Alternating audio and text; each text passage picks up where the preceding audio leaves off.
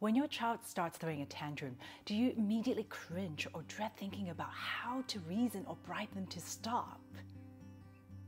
Dealing with tantrums is my least favorite parenting thing to do. Reasoning doesn't really work, and using distraction is a hit or miss. And sometimes when I've had enough, I end up yelling at him and feeling very guilty about it afterwards. It's exhausting, and it can make us feel like we're not very good at this parenting thing. What helped me is realizing that we've been misunderstanding tantrums. And by changing the way we view tantrums, we can start to understand that these children responses are just normal human experiences.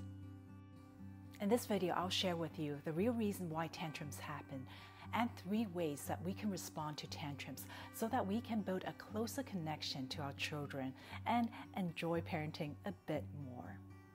First, why do tantrums happen? There's a popular myth that children throw tantrums on purpose, that they're trying to get something or get out of something.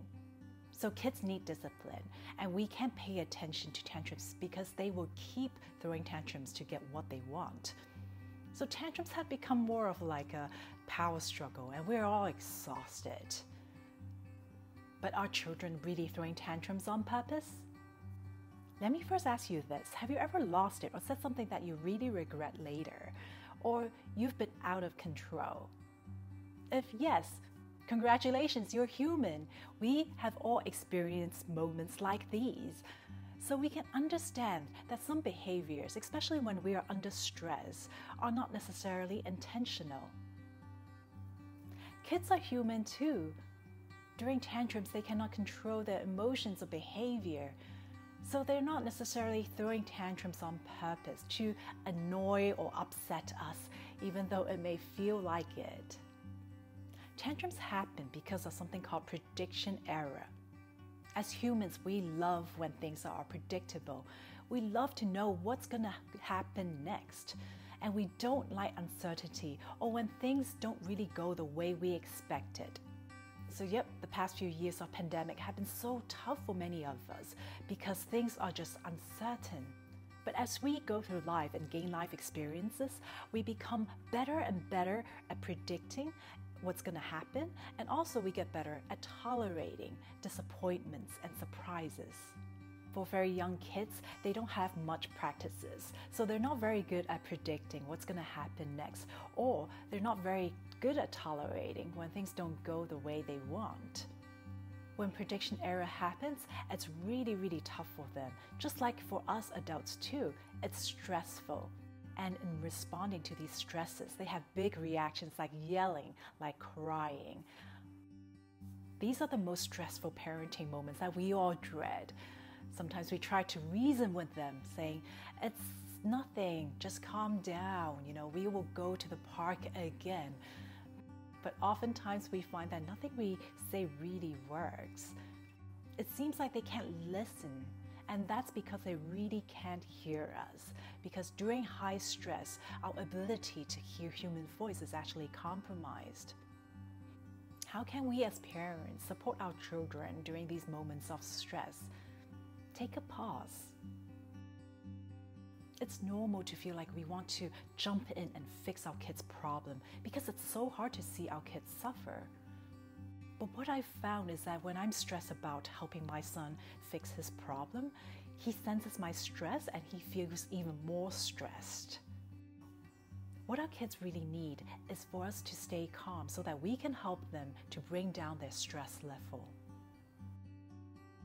I find it helpful to take a moment of pause to allow my mind to stay calm enough to be there for my child. I would use this moment to take a few deep breaths and to remind myself, okay, my child is not doing it on purpose. He's under a lot of stress. Or I might even ask myself, what do I need as a parent to go through this moment? You may think, well, it's easier said than done. It's important to take that pause, but really, really hard to do.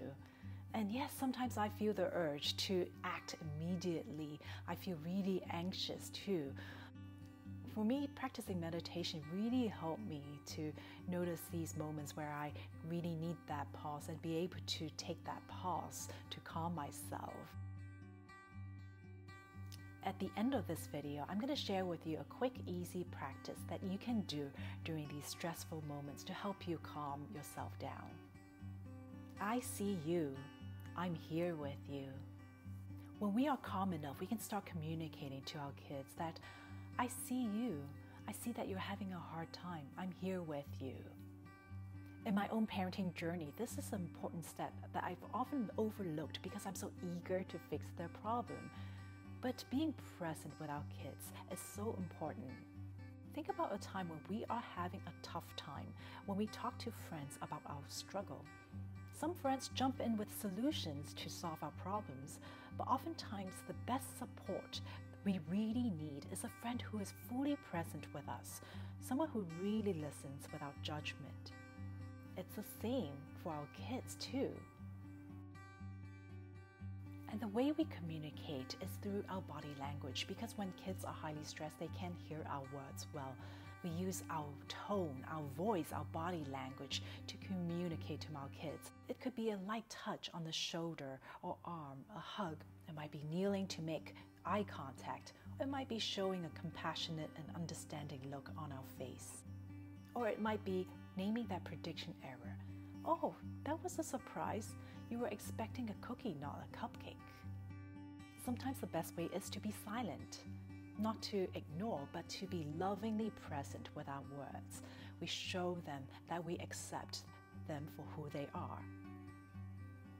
Calming the child. When kids are young, they don't have many skills to calm themselves down, so they really need our help to calm them. And there's no one-size-fits-all strategy. Everyone is different, so you're going to have to experiment to see what works for your child. Think of the strategies that have worked in the past. Is it a hug? Is it giving some space for the child to move around? Do they need a special blanket to hold on to? And sometimes kids are having a hard time because they're hungry, they're thirsty, or they've had a long day and just feel tired, so their body needs some recharging. Or just ask, what do you need? Speaking of calming strategies, here's one quick practice that you can use when you're having a hard time or feeling stressed, and it's called soothing touch. When we make physical contact with ourselves or with others, like our pets, a hormone called oxytocin gets released, and it's a feel-good chemical. It can immediately relaxes us and reduce stress. Some of you might notice you're already doing it without knowing it. For example, when you feel scared, you might hold your arms automatically. And here are some of the gestures that perhaps you can try. Crossing your arms and giving them a gentle squeeze. Cradling your face. Or cradling the back of your neck. Putting your hand on your heart, or putting your hand on your belly, or putting your hands on your lap, and cupping your hand in the other, patting yourself on the back. Everyone is different, so keep an open mind and be curious and experiment what works for you. We don't have to fear or dread tantrums. They are normal. What they really need is for us to take a pause, to stay calm, and to be lovingly present with them and help them calm down.